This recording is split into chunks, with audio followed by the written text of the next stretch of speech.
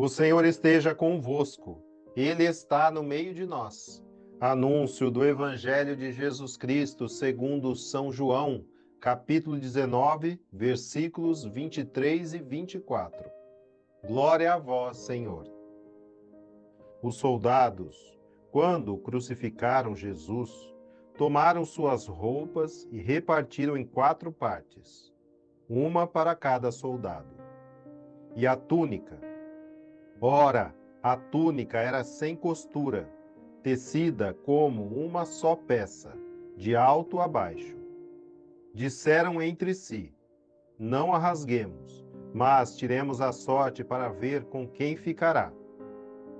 Isso a fim de se cumprir a escritura que diz: repartiram entre si minhas roupas e sortearam minha veste. Foi o que fizeram os soldados. Palavra da salvação. Glória a vós, Senhor.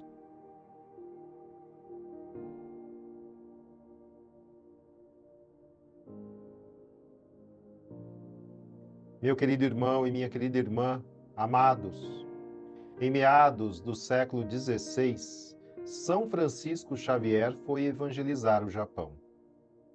Menos de um século após sua chegada, já havia cerca de 500 mil católicos entre os japoneses.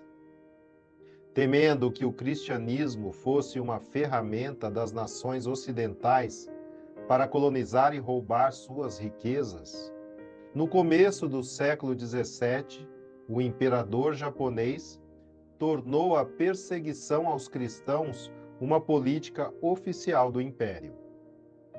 Essa política teve certo êxito, pois os missionários e todo o clero foram expulsos e quem ousasse em permanecer era torturado e executado. Com isso, eles baniram completamente a presença oficial da Igreja Católica no Japão. Aqueles que eram identificados como católicos também eram torturados e executados. Foi o que aconteceu com São Paulo Miki e seus 25 companheiros mártires, mas também com milhares de outros convertidos.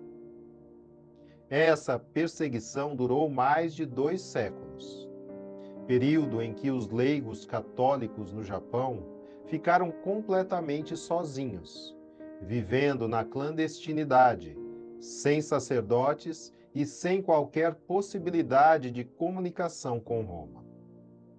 Ministravam apenas os sacramentos do batismo e do matrimônio, e transmitiram a palavra de Deus, os ritos litúrgicos, as orações e a fé oralmente, já que tiveram de suprimir todas as provas físicas de sua existência, inclusive a Bíblia. Foi assim que a Igreja resistiu no Japão, e na segunda metade do século XIX, quando o país voltou a se abrir para o mundo, havia ainda cerca de 30 mil japoneses católicos no arquipélago. Quando o primeiro sacerdote retornou ao país, esses católicos remanescentes lhe fizeram 3 perguntas. Primeiro, se ele venerava a Santíssima Mãe de Jesus? O sacerdote respondeu que sim. Segundo, se ele tinha um pai único que unia toda a igreja? O sacerdote respondeu que sim, era o Papa, bispo de Roma. E em terceiro lugar, se ele tinha mulher e filhos. O sacerdote disse que não, que era celibatário. Desta forma, os católicos japoneses souberam que ele era um representante da verdadeira Igreja de Cristo, e não um herege. E assim exclamaram: temos o mesmo coração que o Senhor. Também somos católicos. Essa história da Igreja no Japão nos mostra 2 características da Igreja fundada por Jesus e que são representadas no Evangelho que acabamos de ler: a missionaridade e a unidade. As vestes de Jesus, dividida em 4 partes, representam os 4 evangelhos. Os 4 soldados que ficaram um com cada parte das vestes representam os 4 evangelistas, Marcos, Mateus, Lucas e João.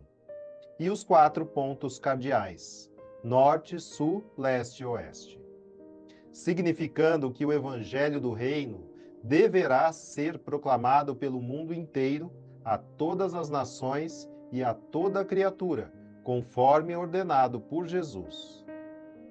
Foi a obediência a esta ordem de Jesus que fez São Francisco Xavier ir evangelizar o Japão. Os japoneses já tinham a sua religião, mas ao contrário do que é pregado hoje pelos relativistas, o importante não é crer em alguma coisa. O importante para a nossa salvação é crer na verdade, pois a verdade nos liberta. Por isso, é uma obrigação de obediência a Cristo que a Igreja saia em missão pelo mundo para evangelizar e batizar em todas as nações. Ninguém é obrigado a crer. Porém, quem crer e for batizado será salvo, mas quem não crer será condenado. Não por nós, por Deus. Já a túnica de Jesus, sem costura, tecida de alto a baixo, significa a unidade da Igreja. A Igreja Católica é una, é o corpo místico de Cristo, que no seu caminhar pelo mundo, a exemplo da Igreja no Japão, será perseguida e passará pelo martírio, mas que, assim como Jesus foi crucificado e não esquartejado, a Igreja também será crucificada, mas nunca será dividida.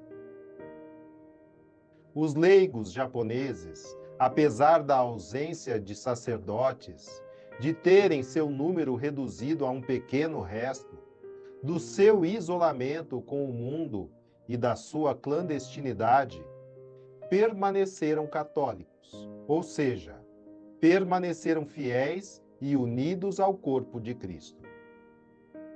A unidade da Igreja será mantida no mundo até a consumação dos séculos, mesmo que o número daqueles que permanecerem fiel à sã doutrina católica seja reduzido. E voltemos novamente a ser apenas 12. E essa unidade permanecerá no céu por toda a eternidade. Seja louvado nosso Senhor Jesus Cristo, para sempre seja louvado. Amém.